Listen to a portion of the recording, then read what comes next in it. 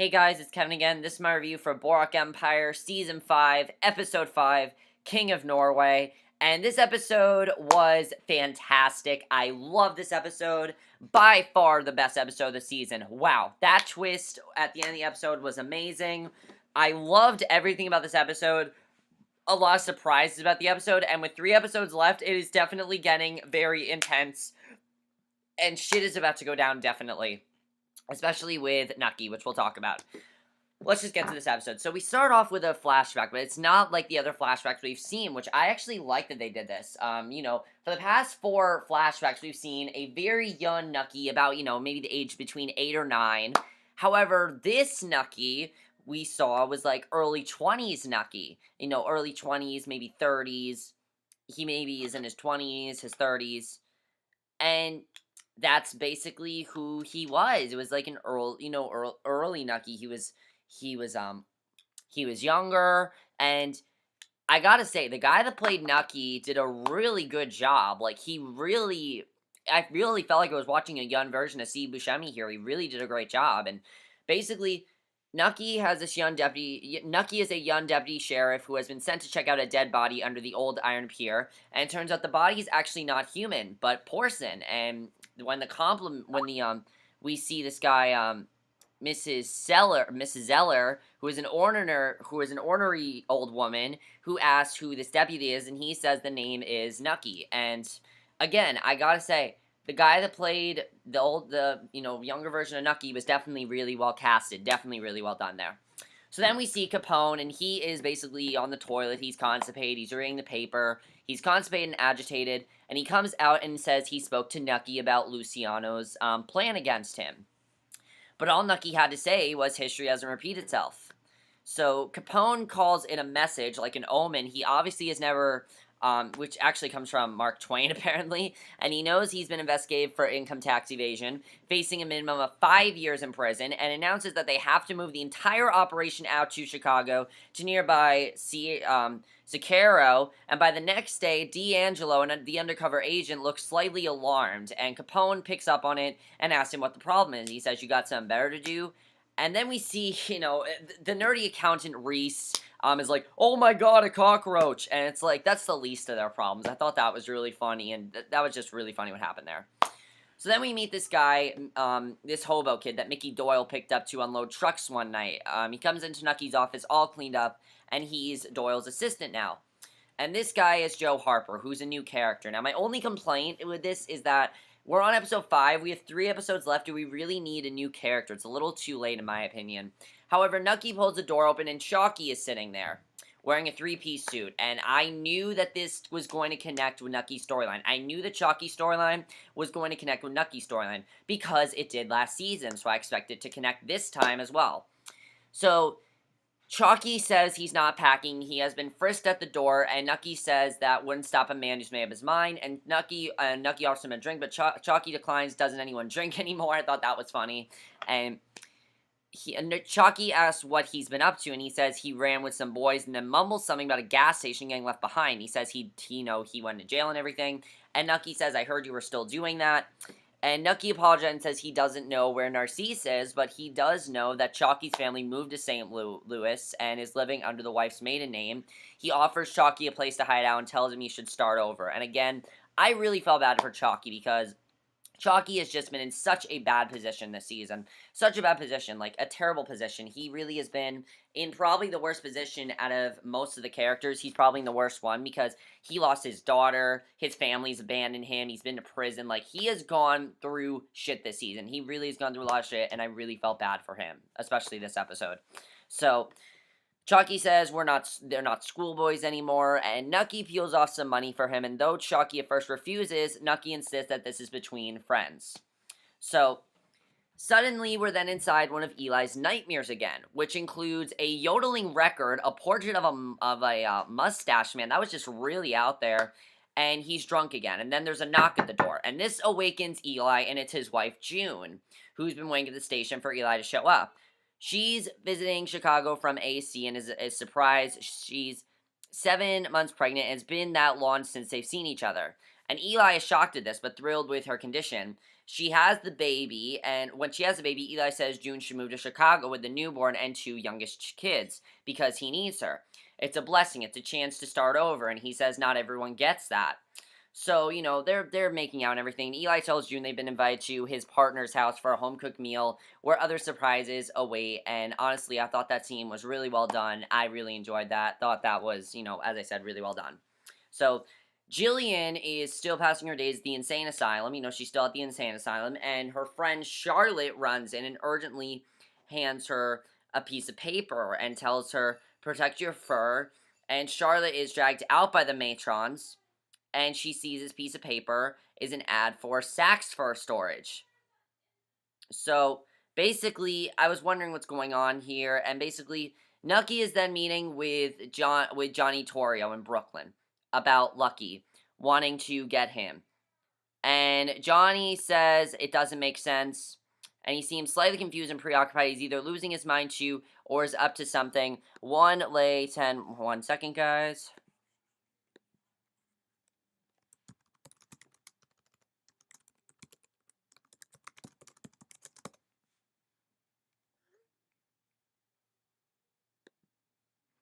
So basically, he again tells Nucky he should retire. He should, because Nucky again wants to get out of this gangster business, and he wants him to retire from the gangster business. So he offers to meet up with him and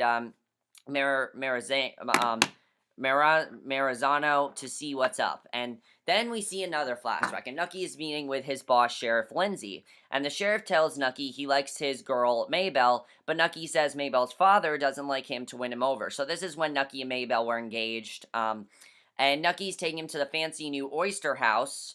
And the same family that opened up Doc's, the Dugarrities, eventually bought the legendary knife and fork as well, which I thought was interesting. The real Commodore helped found. So Nucky bumps into Pat Halligan, who was the guy who lost his hat long ago, and the one that Nucky retrieved and returned to the Corner Hotel when he was a boy. Halligan has just left a meeting with the Commodores, and he says, how's the hat game these days? And Halligan asks, sailing right along, and Nucky says, sailing right along. So the sheriff and Nucky go into their meeting with the Commodore, and Leander, who is a younger version of the Dominic Chinese character, basically Halligan, they explain, is trying to renegotiate a long-standing agreement with the Commodore, putting on that squeeze from New York, and the Commodore's very angry about this. He's not happy at all, and he says he doesn't want to see Halligan or his cronies around, and Nucky suggests depositing about 20 men and placing them at the train stations, ferries, and hotels, and he says anyone we don't like the look of, see them off. So basically then, so I thought that was a good speech what he said there. So then Hague in New Jersey, where is Zips or police or secret police? Okay, so basically then what happens is at dinner at Van Alden's house, Eli and June are trying to be polite, but the Van Alden clan are unusually very cranky, even for them. I mean, they're always angry, but they're even more angry than usual. I mean, think about it. They're always angry. They are. They're always angry, and this is no exception. They are still very angry. So, Eli and June are trying to be polite, but basically, young Chester is trying to entertain the guests with his recorder. Van Alden is snapping at him.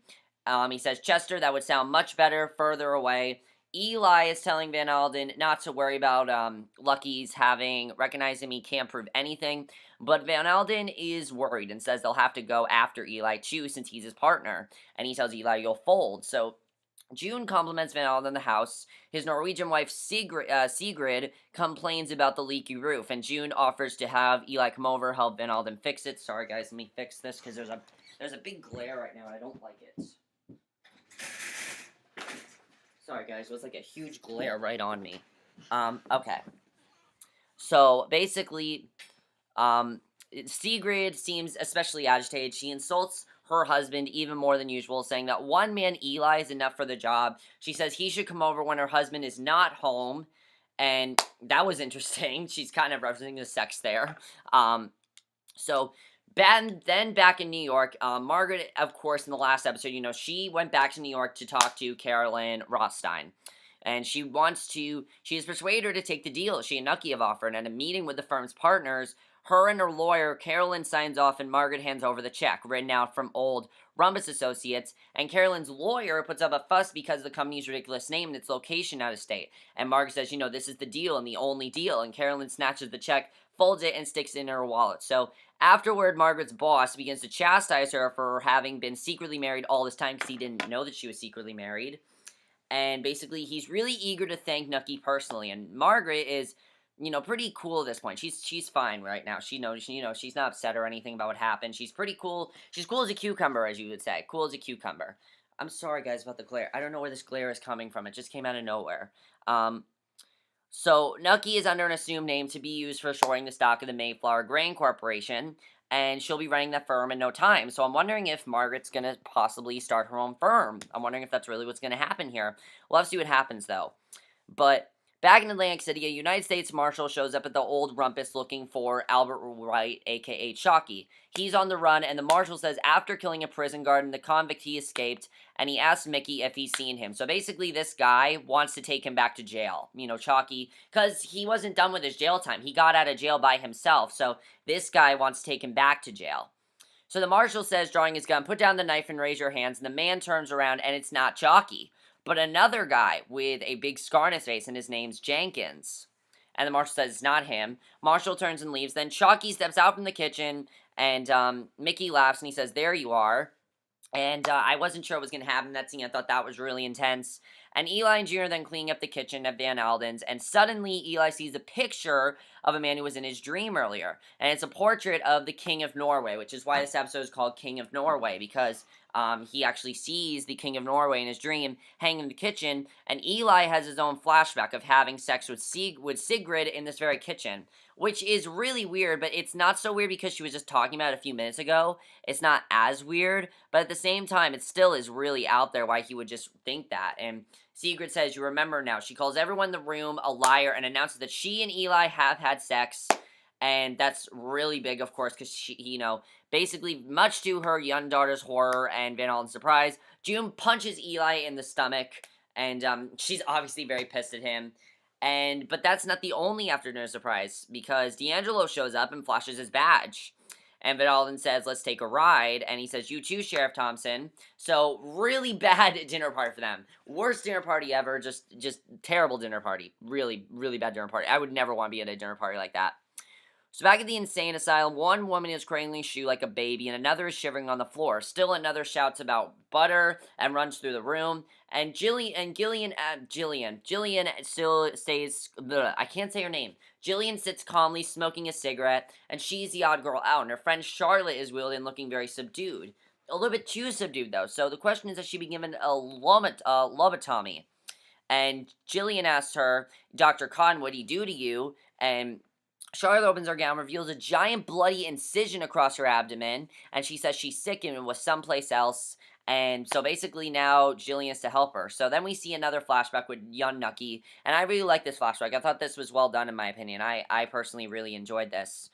We see young Nucky, basically young Nucky is at the Oyster House with his future father-in-law, exploring how he plans to make good right here in AC. And he says no need to go to Alaska for the gold rush. Explaining how he plans to make good right here in AC. No need to go to Alaska for the gold. Sorry guys, I'm getting away from the glare. No need for the gold rush. And Nucky explains he has doubted in sight, in size over a decade. That is terrible. Sorry guys, this glare is annoying me and it's ruining this video.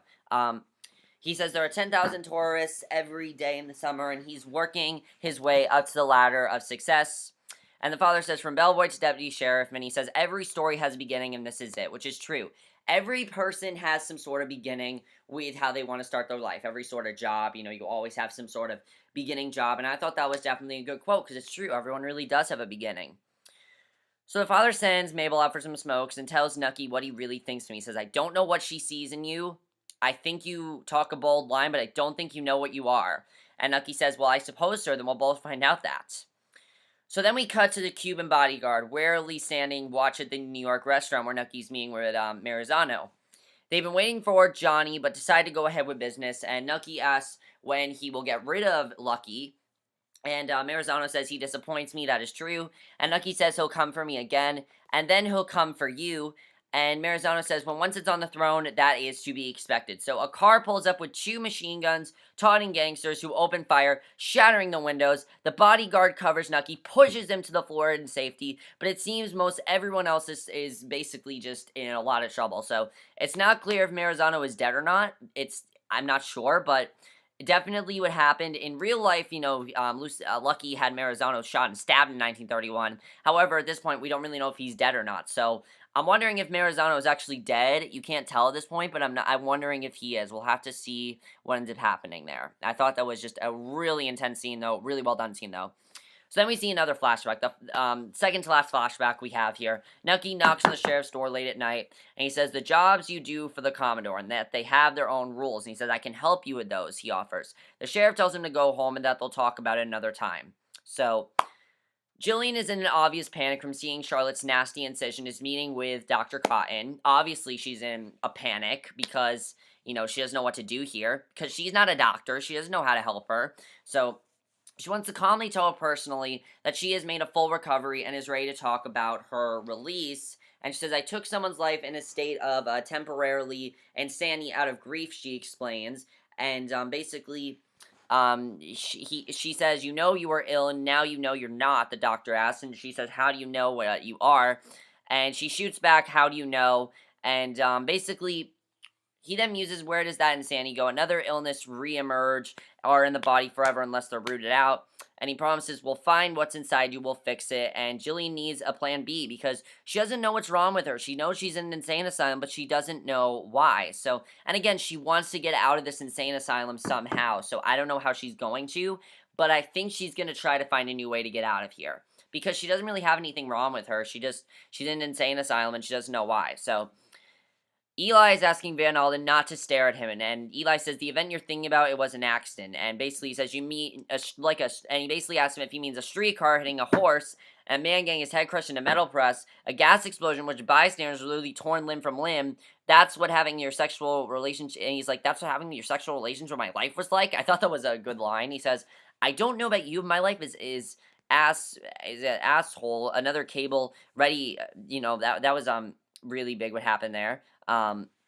So Van Alden says, well, land ho, and D'Angelo and an associate walk in and run down the capital crimes, then tell them how they're going to cooperate or get the gas chamber, and D'Angelo gives them the key to Capone's count rooming combination to the safe, and they tell Eli and Van Alden to bring them the ledger books, and tonight's a good night since there will be some Hollywood folks visiting Capone.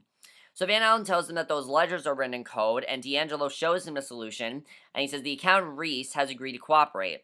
So Eli says he's very screwy about bugs, and D'Angelo opens the closet door, where the accountant is bound and gagged, bugs crawling all over him, and then Johnny, Luciano, and Lansky are meeting at Johnny's house telling him about the slaughter, and he says no telling who's dead and who's alive, and Johnny asks who the shooters were, and he says, better you don't know, keep out of it. And Lucky says, the phone rings, it's Nucky, naturally.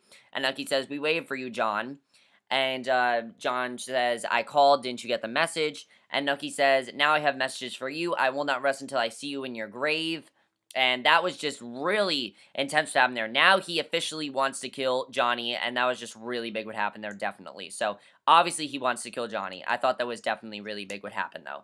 So then we get another flashback, final flashback of the episode, to the old woman complaining about another dead body under the pier, except this time Nucky finds a person, Halligan, and there's a flashback of Halligan offering him the hat reward money when Nucky was a kid. So that was definitely really interesting to see what's going on there. And Nucky's talking on the phone now to the Bacardi guy, Maxime Ronis, in Cuba. And he explains to him that Sally died, and Nucky wants to know who did it. He says he'll pay whatever it costs, but Ronis says there are no names. So he doesn't know who it is. He has no idea who did it. We know who did it, but he does not know. So Nucky at this point is very determined to find out who killed Sally. And I like that he was so determined. I think it made the show a lot more interesting. And I'm really looking forward to seeing what's going to happen with Nucky trying to figure out who killed Sally. And then we get what I thought was probably the best scene in the episode. I thought this was such an awesome twist. I love this part of the episode. Just so awesome here. Chalky shows up at Narcise's whorehouse. You knew he would, because he pretends to be a John and is patted down because of the ruckus a few nights back. The doorman lets Chalky in. He walks into the house alone. Chalky pulls a gun out of his pants, and Chalky is, a man who made up his mind. He slowly turns the doorknob, and inside is a little girl about 7 years old, just waking up on a couch, and I'm like, who is this little girl? It turns out it's actually Daughter's daughter, and basically, this is his daughter. So yes, him and Daughter had a daughter, and basically, that was definitely really interesting the way the episode ended. Him and Daughter had a daughter. That's kind of fun to say. But I thought this was just really big what happened there. This was such a good episode. I love the surprise in this episode. This episode was chock full of surprises, especially that twist at the end. I love the way it ended. And Chalky is he's gotten himself into so much trouble, and I can't wait to see what's going to happen with Chalky and Daughter. I can't wait to see them raise this new child. But we got a couple other questions to ask. Is Nucky going to travel to Havana and, kill this guy because he doesn't know, who he did it, or is he just going to forget about it? I don't think he's going to forget about it, because I don't feel Nucky is someone who just forget about something. When Nucky is determined about something, he wants it done. You can just tell he's one of those guys where he wants things done pronto, and I really feel that Nucky is going to go to Havana, and that's what's going to happen there. So, we only have 3 episodes left, and I feel that's going to be the finale, is Nucky going to Havana, and basically kicking the shit out of this guy. That's what I feel is going to happen. So, also, Margaret, I'm wondering if Margaret's going to start her own firm. I'm wondering if she's going to maybe take over the company. We'll have to see what happens there. Or are there just too few episodes left for that? I don't know. Narcise we did not see in this episode. Where is Narcise? We'll have to see what happens there. But Chalky and Daughter, I'm really looking forward to seeing what's going to happen here. Why did Daughter not tell Chalky about this? I'm wondering why she didn't tell him. And also, is June going to forgive Eli for what he did, or raise her 9th child on her own? Is she actually going to do it, and what's going to happen there? We'll have to see. And also, is Marazano dead? I really want to know what's going on there. And what's also Gillian's new escape plan? Because she has to get a new escape plan, obviously. And I think she wants to get out of there. Obviously, her main goal is to get out of there, but we'll have to see what ends up happening. But that's basically it for my review. I hope you guys enjoyed it. Overall, I love this episode. This was by far the best episode of the season. I'll see you guys in my next review, which honestly, guys, I cannot wait for my next review. My next review will be for the season premiere of the originals, which I cannot wait to review for you guys. So I will see you guys for that. Okay, bye.